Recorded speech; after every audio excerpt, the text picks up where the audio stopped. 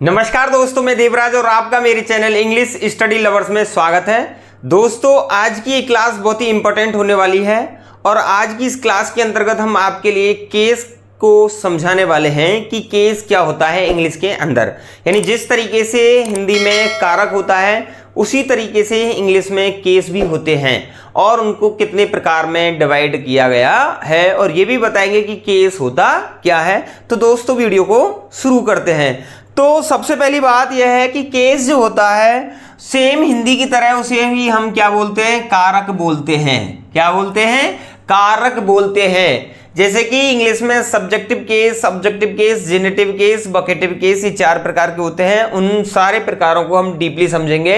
यदि आपने इस वीडियो को देख लिया तो अन्य किसी वीडियो को देखने की आपको आवश्यकता नहीं पड़ेगी, मैं आपको आश्वस्त कराना चाहता हूं। तो हम थोड़ा सा केस को समझेंगे होता क्या है। हालांकि इसकी बहुत बड़ी डेफिनेशन नहीं है, सीधा सिंपल बात है। जैसे नाउन और प्रोनाउन जिस केस में काम करता है उसी केस का वो कारक बन जाता है। ये इसकी सिंपल परिभाषा है। तो इन ग्रामर यानी ग्रामर के अंतर्गत अ केस यानी एक कारक रेफर्स बताता है, रेफर्स करता है टू द ग्रामेटिकली कैटेगरी, यानी जो ग्रामेटिकली कैटेगरी होती है, सूची होती है, दैट रिफ्लेक्ट्स जो प्रतिबिंबित करती है द रोल, यहां से आपको याद रखना है, the role of a noun, pronoun और a noun phrase in a sentence. ये आपको ध्यान रखना है कि जैसे कोई नाउन और प्रोनाउन जिस सेंटेंस में जो रोल निभाता है यानी सब्जेक्ट का निभाता है या फिर ऑब्जेक्ट का निभाता है या फिर जेनेटिव का निभाता है, वही केस बन जाता है। यानी हमें नाउन और प्रोनाउन को देखना है कि ये किस हिसाब से रोल कर रहा है। आगे मैं आपको उदाहरण देके समझाऊंगा, पहले इस परिभाषा को समझते हैं। यानी the role of a noun, pronoun और noun phrase in a sentence, ये आपको ध्यान रखना है। केसेस यानी जितने भी केस होते हैं 4 प्रकार के, इंडिकेट दर्शाते हैं द फंक्शन, ये इंपॉर्टेंट है, फंक्शन कार्य ऑफ द नाउन और प्रोनाउन। यानी केस जो होते हैं वो नाउन और प्रोनाउन के फंक्शन को बताते हैं। सच जैसे as whether it is the subject, वो सब्जेक्ट हो सकता है, नाउन प्रोनाउन सब्जेक्ट हो सकता है, ऑब्जेक्टिव ऑब्जेक्ट हो सकता है, यानी सब्जेक्ट है तो सब्जेक्टिव केस, ऑब्जेक्ट के रूप में यूज हो रहा है प्रोनाउन नाउन तो ऑब्जेक्टिव केस। पजेसर, पजेसर कह सकते हैं, पजेसिव जो केस होता है पजेसर यानी उनके अंतर्गत आता है। यानी नाउन और प्रोनाउन यदि किसी संबंध को बता रहा है तो पजेसर क्या काम कर सकता है, यानी पजेसिव केस यानी जेनेटिव केस का काम करता है।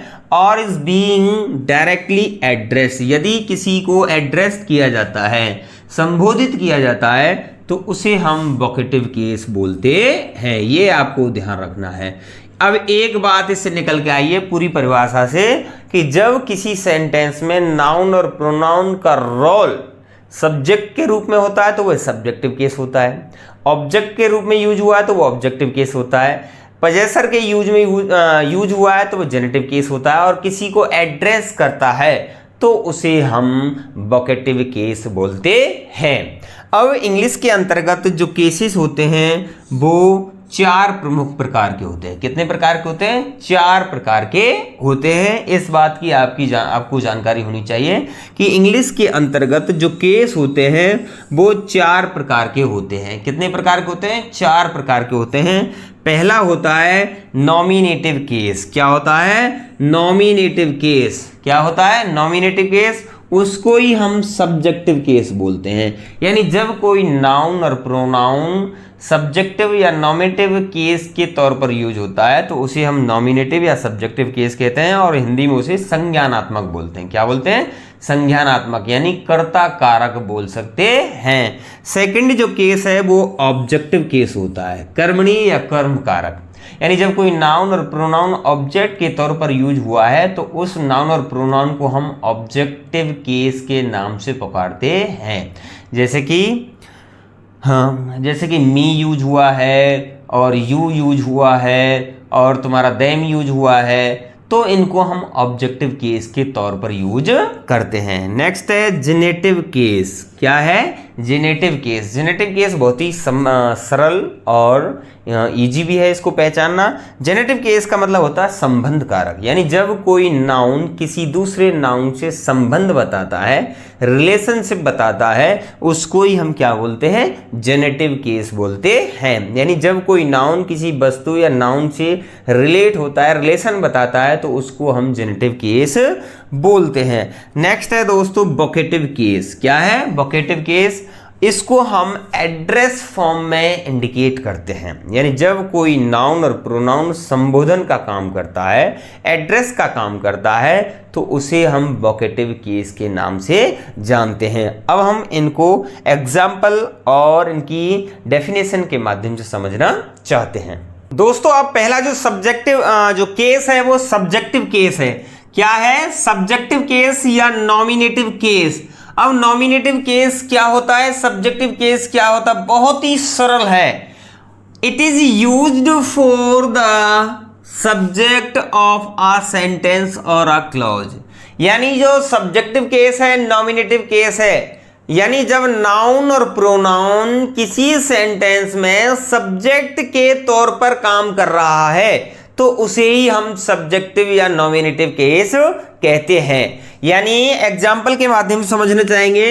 सी केम हियर, वो यहां आई। तो सी यहां पर प्रोनाउन है। क्या है? प्रोनाउन है। प्रोनाउन यहां पर सब्जेक्ट के तौर पर काम कर रहा है, या फिर ऐसे कह सकते हैं वर्ब का सब्जेक्ट है।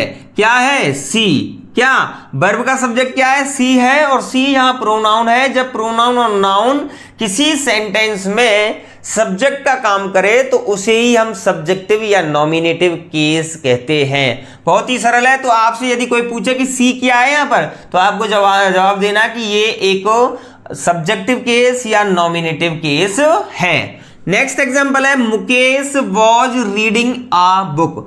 तो यहां पर वॉज एक वर्ब है, वर्ब का सब्जेक्ट क्या है? मुकेश है। मुकेश यहां पर क्या है? एक नाउन है। नाउन और प्रोनाउन जब सब्जेक्ट का काम करे, तो ये सब्जेक्टिव केस या ऑब्जेक्टिव केस कहलाया जाता है। तो यहां पर जो मुकेश है वो क्या है? एक सब्जेक्टिव और एक नॉमिनेटिव केस है, यानी एक कर्ता कारक के तौर पर काम कर रहा है। तो दोस्तों आई होप यह नॉमिनेटिव और सब्जेक्टिव केस आपको बहुत ही अच्छी तरीके से समझ में आया होगा। सेकंड है ऑब्जेक्टिव केस। वही सरल बात है, जिस तरह से नाउन और प्रोनाउन सेंटेंस में सब्जेक्ट की तरह काम करता है, उसे ही हम सब्जेक्टिव या नॉमिनेटिव केस कहते हैं। इसी तरह नाउन और प्रोनाउन यदि किसी वाक्य में ऑब्जेक्ट के स्थान पर काम करे, उसे ही हम ऑब्जेक्टिव केस कहते हैं।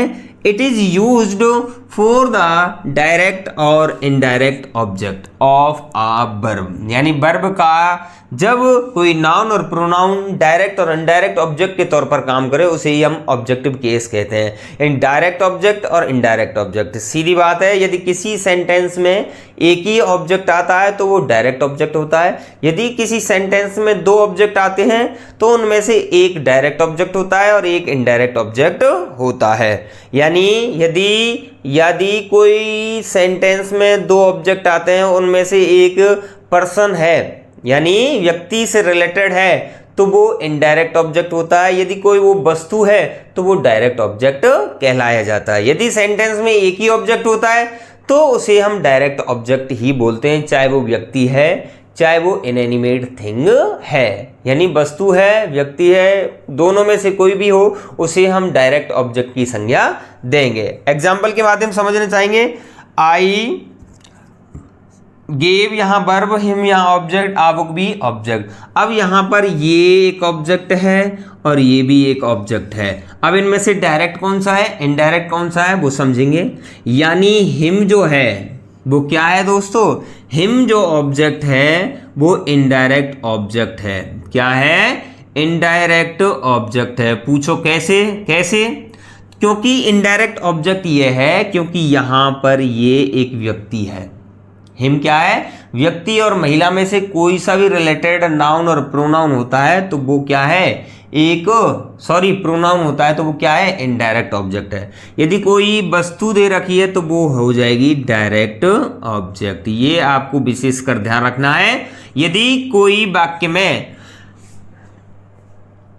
यहां पर कोई सजीव चीजें दे रखी है, यानी सजीव को मतलब पर्सन दे रखा है, पर्सन से रिलेटेड प्रोनाउन है तो उसे इनडायरेक्ट, और कोई वस्तु है इनएनिमेट थिंग्स है तो उसे हम डायरेक्ट ऑब्जेक्ट बोलते हैं। तो यहाँ पर हिम भी एक ऑब्जेक्टिव केस होगा और ए बुक भी ऑब्जेक्टिव केस होगा।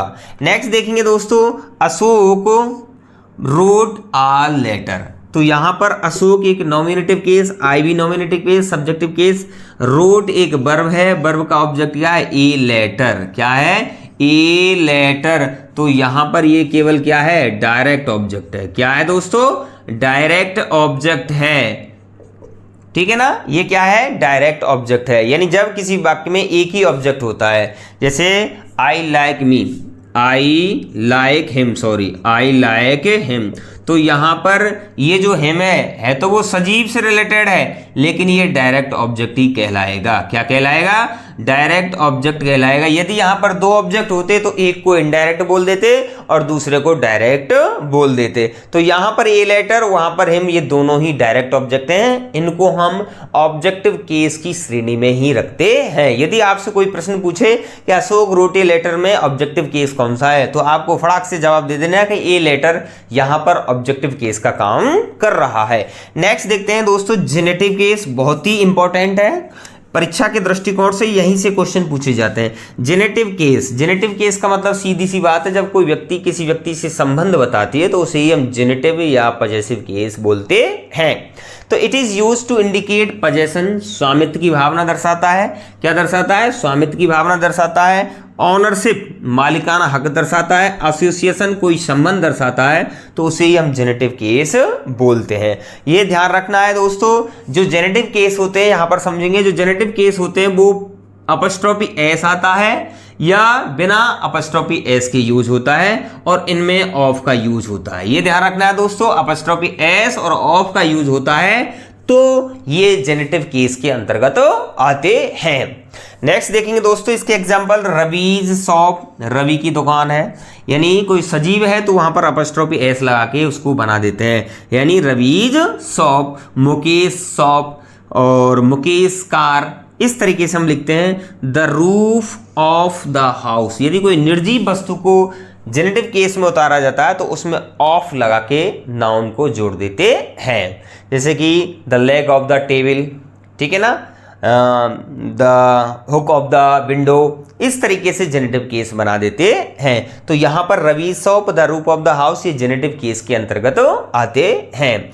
नेक्स्ट समझेंगे दोस्तों, वोकेटिव केस। वोकेटिव केस जब कोई एड्रेस करता है, संबोधन करता है, उसे ही हम वोकेटिव केस बोलते हैं। इसमें आपको ध्यान रखना है, अपस्ट्रोफी, इस तरीके से कोई नाउन आएगा, प्रोनाउन आ सकता है, उसे ही हम क्या बोलेंगे, अपस्ट्रोफी केस बोलते हैं। बहुत ही आसान है सेंटेंस में पहचानना। Vocative case, it is used when directly addressing someone, यानी इसका प्रयोग जब किसी को डायरेक्ट एड्रेस किया जाता है। ओ मुकेश, ओ सुरेश, तेरी घरवाली आ गई, तेरी बाहर वाली आ गई, तेरा बेटा आया है, तो उस तरह से हम नाम लेकर कोई वस्तु या व्यक्ति को बुलाते हैं तो वो वोकेटिव केस होता है। और समथिंग, किसी इन ए सेंटेंस, वाक्य में, यानी जब किसी वाक्य में किसी व्यक्ति या वस्तु को डायरेक्टली संबोधन देके बुलाते हैं तो वो वोकेटिव केस होता है। जैसे एग्जाम्पल के माध्यम समझना चाहेंगे, Monu, Monu can you please pass the side, Monu क्या तुम मुझे नमक पास कर सकते हो, दे सकते हो। तो यहां पर मोनू, यदि आपसे कोई पूछे कि मोनू क्या है यहां पर, तो मोनू एक वोकेटिव केस है। मोनू क्या है यहां पर, एक वोकेटिव केस है।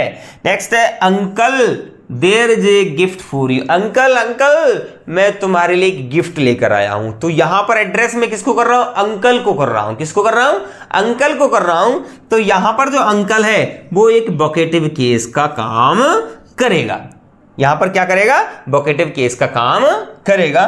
तो दोस्तों आई होप यह वीडियो आपको बहुत ही अच्छी लगी होगी। यदि अच्छी लगी है तो प्लीज़ हमारी वीडियो को थोड़ा सा लाइक कर दें, जिससे कि हम भी मोटिवेट हो जाएं आपको पढ़ाने के लिए। और मैंने आज इस क्लास के अंतर्गत आपके लिए subjective case, objective case, generative case और वोकेटिव केस, जो इंग्लिश के 4 केस होते हैं, उनको बहुत ही अच्छी तरीके से समझाने का भरसक प्रयास किया है। फिर भी मैं उम्मीद करूँगा कि यह वीडियो आपको अच्छी लगी है। यदि अच्छी लगी है तो प्लीज़ हमारी वीडियो को लाइक कर दें, हमारे इस वीडियो को शेयर कर दें। यदि आप हमारे चैनल पर पहली बार विजिट कर रहे हैं तो प्लीज़ हमारे वीडियो को जोक मारा रे, ये हंस रहे हलकट हंस। सॉरी, हमारे चैनल को सब्सक्राइब करना ना भूलें। आज के लिए बस इतना ही, मिलते हैं किसी अन्य वीडियो के साथ। तब तक के लिए धन्यवाद दोस्तों।